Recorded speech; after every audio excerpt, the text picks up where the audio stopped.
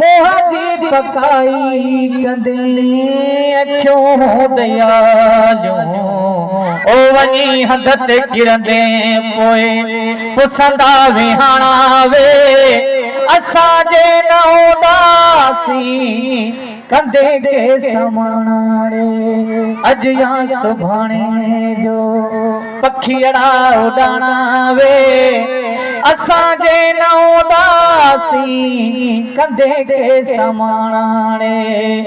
अज या सुभाणे जो